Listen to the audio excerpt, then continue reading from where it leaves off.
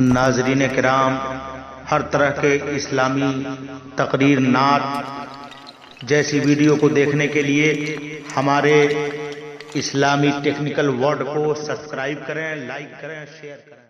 اللہ کے رسول صلی اللہ علیہ وسلم سے صحابہ نے پوچھا، یا رسول اللہ، میدان محشر میں آپ کا کیا حال ہوگا؟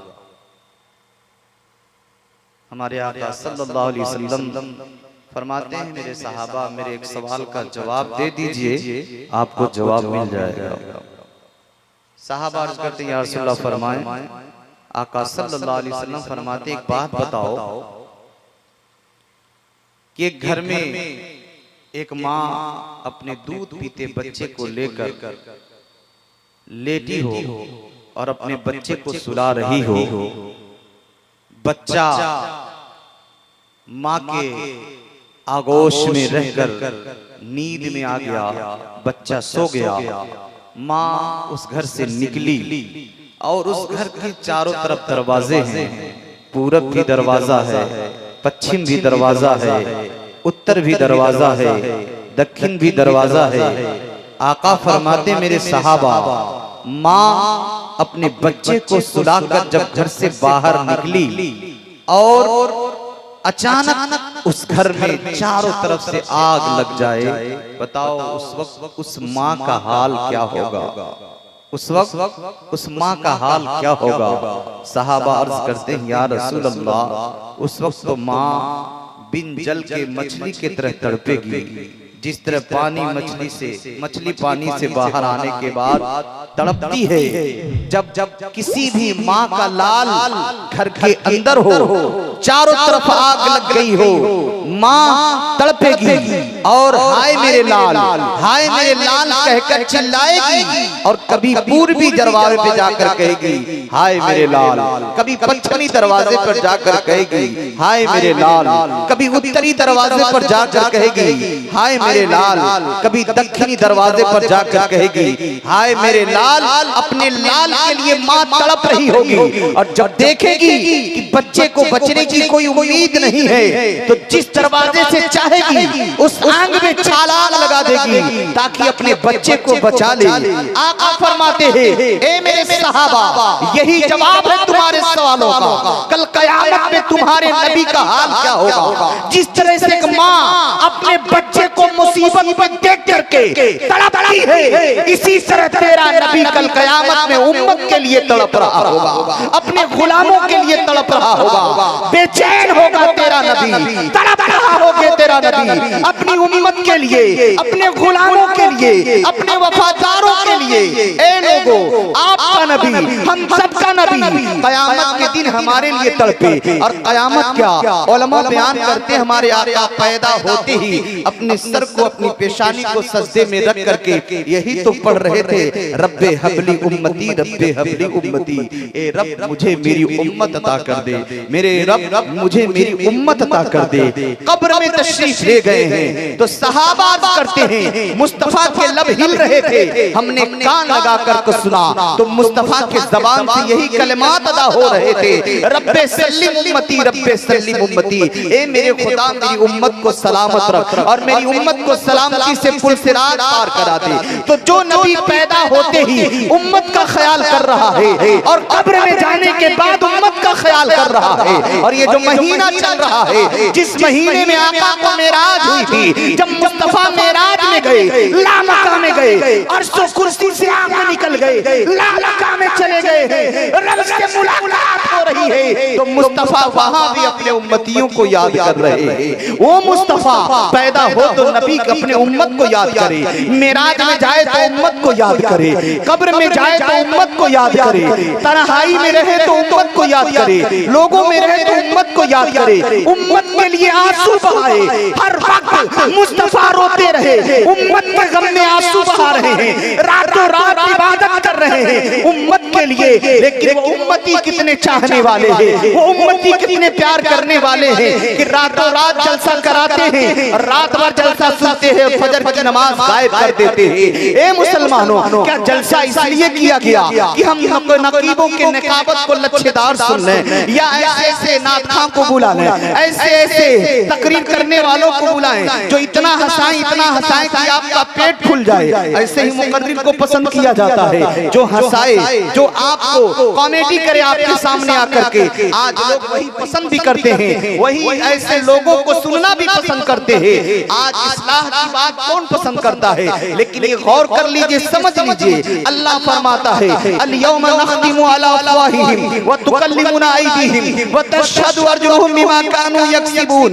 جب قیامت کا دن ہوگا، آج ہم تنہائی میں کیا کر رہے ہیں، عوام میں کیا کر رہے ہیں، اجالے میں کیا کر رہے ہیں، اندھیرے میں کیا کر رہے ہیں، دکھا کر کیا کر رہے ہیں، چھپ کر کیا کر رہے ہیں، کل قیامت میں ہر گھڑی، ہر لمحے، ہر وقت کا ہمیں حساب دینا ہے، ہر منٹ کا حساب دینا ہے، ہر ساتھ کا ہمیں حساب دینا ہے۔ اب کوئی نوجوان یہ نہ سمجھے کہ ہم چھپ کر کوئی کام کر لیں، کوئی دیکھ نہیں رہا ہے، ماں سے چھپے ہوئے ہیں، باپ سے چھپ کر کے ہم نماز نہیں پڑھ رہے ہیں، ہم باپ سے چھپ کر کے یہ گناہ کر لیے، باپ نہیں دیکھ رہا، ماں نہیں دیکھ رہی، گھر کا کوئی فرد نہیں دیکھ رہا ہے۔ لیکن غور کرو، قیامت کے دن کیا حال ہوگا؟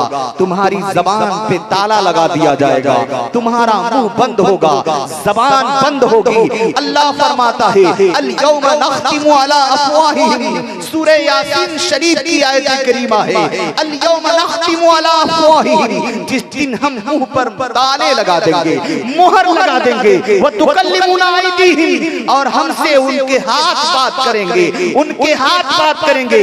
قیامت کے دن منہ بند ہوگا، زبان بند ہوگی، دونوں ہاتھ بولتے ہوئے نظر آئیں گے، میرے مولا بندے نے یہ اچھا کیا ہے، بندے نے یہ اچھا کیا، بندے نے یہ نیک کام کیا، بندے نے یہ برا کام کیا، بندے نے یہ کیا، بندے نے وہ کیا۔ قیامت کے دن ہاتھ بولیں گے، اور جب ہاتھ بولیں گے تو جب کوئی بات ہوتی ہے اگر گواہ مل جائے تو اس بات کو مضبوط مانا جاتا ہے۔ تو جب ہاتھ دونوں بولیں گے، اللہ فرماتا ہے وَتَشْهَدُ أَرْجُلُهُمْ بِمَا كَانُوا يَكْسِبُونَ، تو ہاتھ بولتے ہوئے نظر آئیں گے اور دونوں پیر گواہی دیتے ہوئے نظر آئیں گے۔ پھر آپ غور کریں، دنیا کی نظروں سے چھپ سکتے ہیں لیکن اللہ کی نظر سے ہم نہیں چھپ سکتے۔ کل قیامت کے دن ہمارے ہاتھ بولیں گے، پیر اس کی گواہی دیتے ہوئے نظر آئیں گے۔ اللہ ہم سب کو نیکی کی توفیق عطا فرمائے، برائیوں سے دور رہنے کی توفیق عطا فرمائے۔ آپ نیک کام کریں، اچھا کام کریں۔ مصطفیٰ آپ کے لیے پریشان تھے تو آپ اپنے نبی کی محبت میں نماز کی پابندی کریں، شریعت کی پابندی کریں، تقوی اختیار کریں۔ جتنے لوگ یہاں بیٹھے ہیں یہ تحیہ کریں، یہ ارادہ کریں کہ آج کے بعد ہماری نماز قضا نہیں ہوگی۔ ماں بہنیں جو بیٹھی ہیں وہ ارادہ کر لیں کہ آج کے بعد ہماری نماز قضا نہیں ہوگی۔ آج زمانہ کیا سے کا رنگ دکھا رہا ہے، جگہ جگہ آپ کے خلاف، ہمارے خلاف، مذہب کے خلاف، قرآن کے خلاف، اسلام کے قانون کے خلاف باتیں اٹھنی کی نہیں اٹھ رہی ہیں، لیکن ہمیں اس کی فکر نہیں ہے۔ نہ نوجوانوں کو فکر ہے، نہ بوڑھوں کو فکر ہے، نہ ماؤں کو فکر ہے، نہ بہنوں کو فکر ہے، کسی کو فکر نہیں ہے۔ زمانہ کہاں سے کہاں چلا گیا ہے اور ہمیں کوئی فکر نہیں ہے۔ ہم خواب غفلت میں اپنی زندگی گزار رہے ہیں۔ خواب غفلت سے ہم بیدار ہو جائیں اور سمجھیں کہ ہم مسلمان ہیں، ہمارے اوپر کچھ ذمہ داریاں عائد لگ رہا ہے اور اس طرح سے مسلمانوں کو نشانہ بنایا جا رہا ہے۔ میں پوچھنا چاہتا ہوں جس نے یہ قانون بنایا ہے اس سے بھی پوچھا جائے کہ تیرے پاس کیا پروف ہے کہ تو ہندوستانی ہے، تیرے پاس کیا پروف ہے کہ تو ہندوستان کا ناگرک ہے۔ آج ہم سے تو پوچھ رہا ہے کہ مسلمان یہاں کا ناگرک نہیں ہے، مسلمان یہاں کا رہنے والا نہیں ہے، مسلمان کو گھسپیٹیا کا نام دیا جاتا ہے۔ میں پوچھنا چاہتا ہوں جو کتا مسلمانوں کو گھسپیٹیا کہے، جو کتا مسلمانوں کو کہے کہ یہاں کا ناگرک نہیں ہے، ایسے کتے سے میرا سوال ہے، ایسے حرام زادے سے میرا سوال ہے۔ تو مسلمانوں سے پروف مانگتا ہے، تو مسلمانوں سے کہہ رہا کہ تیرے پاس دلیل کیا ہے کہ تو یہاں کا ناگرک ہے۔ اس وقت کیا تیرے آنکھ پھٹی ہوئی تھی؟ اس وقت تیرا بھیجا پھٹا ہوا تھا جب ہندوستان کے سڑکوں پہ مسلمانوں کو گولی سے اڑایا جا رہا تھا، جب دلی کی شاہراہ پہ مسلمانوں کو پھانسی دی جا رہی تھی، مسلمانوں کی گردنیں کاٹی جا رہی تھی، جب ہندوستان کے जगह जगह पर मुसलमानों को गोलियों से भूना जा रहा था। भूनने वाला कौन था? सूली देने वाला कौन था? बदन के गोरे मन के काले अंग्रेज जब मुसलमानों को मार रहे थे उस वक्त तक तू कहाँ था? उस वक्त कहाँ मरा था? इसलिए तुझे याद नहीं है कि उस वक्त तू पैदा नहीं हुआ था, उस वक्त तेरा वजूद नहीं था।